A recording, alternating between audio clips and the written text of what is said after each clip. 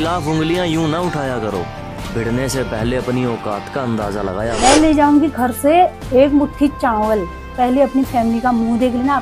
घात तूने नाम सुना ही होगा, उत्तराखंड में ना घात डालते हैं जब न्याय नहीं मिलता है, जब किसी को परेशान करते हैं तो तब इंसान पता है कौन सा कदम उठाता है, घात डालता है, सीधे मंदिर में जाता है। जय श्री राम साथियों। एक और जहां पूरा देश हथरस कांड पर सन्न है, एक ऐसी घटना जहां पर एक मनुष्य के भगवान बनने की कोशिश में 123 लोगों की हत्या का आरोप में आज चोरों की तरह बिल में छुप कर बैठा है। जी हाँ साथियों, मैं आज बात कर रहा हूँ भोले बाबा, मतलब जो कल तक अपने आप को भगवान कहता था, आज वही बाबा अपनी जान बचाने के लिए ना जाने कहां कहां चोरी चोरी छुप छुप कर बैठा है। अगर भोले बाबा के पास इतनी ही शक्तियां थी, इतना ही उनके पास चमत्कार था, तो वह उन 123 लोगों की जान भी बचा सकते थे और ना ही आज चोरों के भांति जगह जगह जाकर चोरों की तरह छिपते। साथियों, जब जब इंसान ने भगवान बनने की कोशिश की है, तब तब इस देश में प्रलय ही आई है। आपने देखा होगा रावण, हिरण्यकश्यप, कंस, कौरव इत्यादि, इन सभी लोगों ने, इनकी तरह कई और भी थे जिन्होंने कि भगवान बनने की कोशिश की। उनके साथ क्या हुआ यह आप सभी और हम सभी अच्छी भली भांति जानते हैं। और साथियों, बात यहीं पर नहीं रुकती, किसी ने तो भगवान पर ही कॉपीराइट लगाया है कि हाँ भगवान, यहाँ देवी देवता तो हमारे हैं, मैं अपने देवता से ये करवा दूंगी, वो करवा दूंगी। मतलब इंसान देवी देवताओं पर अपना एक मत अधिकार जमाता है और फिर उन्हें आदेश देता है कि फलां जगह जाओ और वहाँ तहस नहस करके आओ, जैसे कि देवी देवता इनके द्वारपाल होंगे। और साथियों, जो इस तरह का कृत्य करते हैं या करवाते हैं, ऐसे लोगों से अधिकतर लोग दूरी बनाकर ही चलते हैं तथा समाज में हर जगह उनकी बहुत ही किरकिरी होती है तथा सामाजिक तरह के जो लोग होते हैं, जो समाज में अपनी वैल्यू बना के रखते हैं, वह इस तरह के लोगों से दूर ही रहते हैं।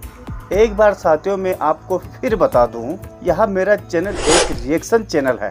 बहुत से लोग अपने आप को इतना बड़ा यूट्यूबर समझते हैं कि उन्हें खुद ही चैनल की कैटेगरी के बारे में पता नहीं होता और फिर उतर आते हैं धमकी और लड़ाई झगड़े पर। हाँ साथियों, लड़ाई झगड़े से मुझे याद आया, आजकल एक टॉपिक पर दो यूट्यूबरों की लड़ाई उस लेवल तक पहुंच गई है कि जिस पर मैं अभी कुछ पॉइंट आपसे डिस्कस कर रहा था। जरा देखिए साथियों इसकी। बदतमीज औरत, बदजात औरत, तो कान खोल के सुन ले, मैंने तेरे खिलाफ कंप्लेंट तो कर दी है, ठीक है। और दूसरी बात तो सुन, जितने भी ऑडियंस मेरी वीडियो देख रहे हो, मैं ले जाऊंगी घर से एक मुट्ठी चावल। अगर मेरी गलती है, अगर मैं ऐसी हूँ, मुझे सफाई देने के लिए तो इतनी बहस करने की ना ताकत है ना ही टाइम है, ठीक है। मुझे कंटेंट की कोई ज़रूरत नहीं है, तेरे व्यूज़ जाए भाड़ में, ठीक है। तो तू सोच रही होगी ना मेरे ऊपर वीडियो बना के इसके व्यूज़ आ रहे, वो जाए भाड़ में। तो मेरी बात सुन, मैं ले जाऊंगी एक मुट्ठी चावल। कल शनिवार है, आज शुक्रवार है, तुझे पता ही होगा ना। एक मुट्ठी चावल ले जाऊंगी सीधे गोलजू के मंदिर में, गोलजू के लिंग के ऊपर रखूंगी। अगर वहाँ पे ट्रैफिक होगा, वहाँ पे ना बहुत ज़्यादा ट्रैफिक होता है, जितने मेरे ऑडियंस देख रहे हैं, मेरे रिलेशन वाले सभी को पता है। अगर वहाँ पे भीड़ होगी, यहाँ पे जस्ट सामने हमारा गंगनाथ जी भगवान जी का मंदिर है ना, कैसे साक्षात है करके सभी को पता है। मैं ले जाऊंगी एक मुट्ठी चावल, वहाँ पे भीड़ होगी, ठीक, भीड़ नहीं होगी तो मैं यहाँ पे गंगनाथ जी के लिंग के ऊपर ऐसे चावल चढ़ाऊंगी, विथ प्रूफ वीडियो बनाऊंगी, पूरी वीडियो बनाऊंगी। कल सुबह 11 बजे तक मेरी वीडियो अपलोड हो जाएगी। अगर मैंने ये गप्पे मारे, तू रोज कहती है कि मैं मंदिर जाऊंगी, मैं घाट डाल के आऊंगी, मैं ये करूंगी, मैं वो करूंगी। अरे तू मंदिर जाती क्यों नहीं है, फिर घाट डाल के आती क्यों नहीं है?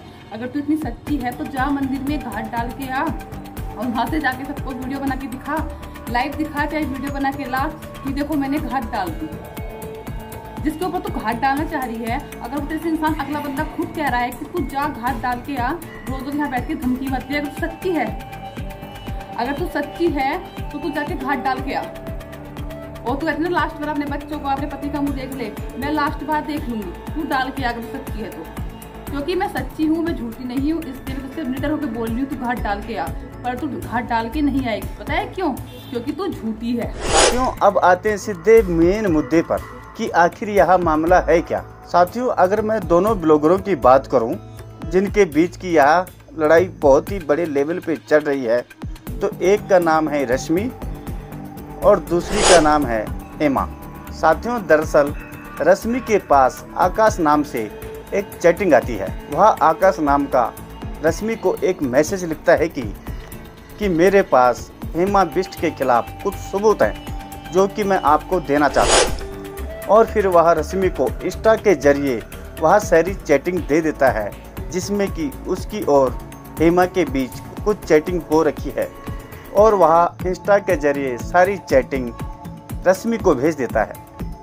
जो वह चैटिंग हेमा और आकाश के बीच की, जो कि खुद को आकाश कह रहा है, जब वह रश्मि को वह चैटिंग भेजता है वह इतनी आपत्तिजनक है कि साथियों मैं उस चैटिंग को अपनी वीडियो में दिखा नहीं सकता।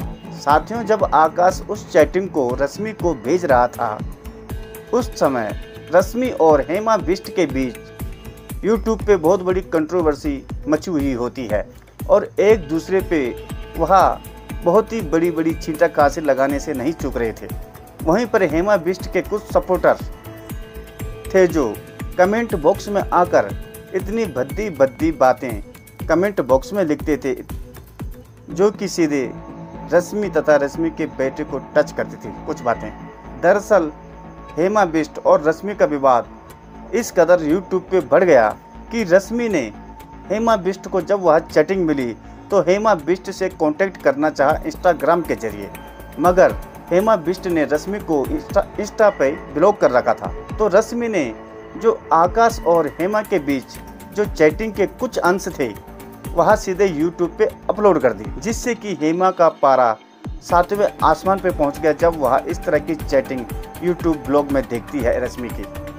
अब साथियों, सीधे बात आती है जहां पर कि हेमा रश्मि को कह रही है कि जो चैटिंग तूने मेरे और आकाश के बीच की डाली है अब तू ही इस आकाश का पता लगाएगी, और हेमा उस चैटिंग को पूरी तरह से फर्जी बता रही है और यह भी एक दावा कर रही है जो यह फर्जी आईडी से आकाश नाम की जो चैटिंग दिखा रही है वह फर्जी आईडी रश्मि ने ही बनाई है और सोशल मीडिया पे फिर मुझे इस तरह बदनाम कर रही है। यह है हेमा बिष्ट का कहना। वहीं पर साथियों, रश्मि का कहना है कि यह चैटिंग आकाश ने खुद उसे भेजी है और अगर मैंने फर्जी आईडी बनाकर ऐसा किया है तो आप मुझ पर एफआईआर दर्ज करवा सकती हैं, क्योंकि इस तरह से एफआईआर के द्वारा जब आकाश का पता चलेगा तो और दूध और पानी का पानी हो जाएगा। तो वहीं पर साथियों, हेमा बिष्ट रश्मि को गोलू देवता के मंदिर में जाकर लाइव चावल डालकर उस पर घात लगाने की बात कर रही है, जो कि अक्सर बहुत पहले उत्तराखंड में देखा जाता था। और हेमा बिष्ट रश्मि को चेतावनी दे रही है, अगर तूने यह वीडियो डिलीट नहीं की तो मैं मंदिर में जाकर तेरे परिवार के खिलाफ घात लगाऊंगी। वहीं पर साथियों, रश्मि का कहना है कि आप जिस मंदिर जाएं, जो मर्जी घात लगाएं, क्योंकि उसने कोई ऐसी फर्जी आईडी नहीं बनाई है।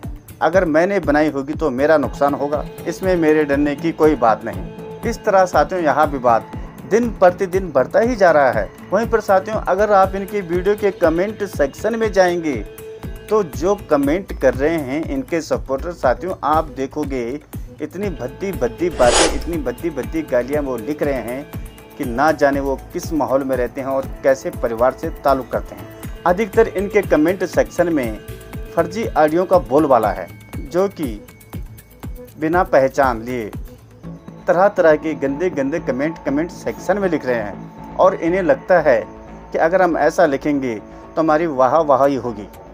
लेकिन साथियों, इन्हें पता नहीं, जिस दिन कोई भी केस अगर उछल गया तो सारे के सारे इनकी फर्जी आइडियाँ धरी रह जाएगी। समझ में नहीं आता है कि ये इस तरह के लोग किस मेंटेलिटी के होते हैं।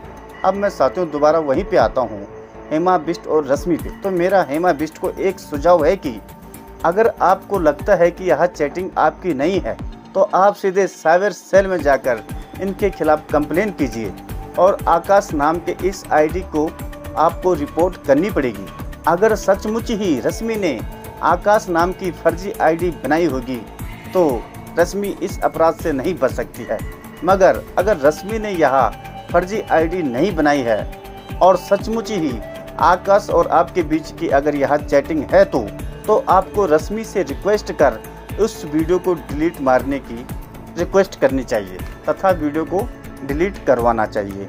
साथियों, मेरा तो यह सिर्फ सुझाव है, आगे देखें यह करते क्या हैं। मिलेंगे जल्दी फिर नेक्स्ट ब्लॉग में, तब तक के लिए गुड बाय।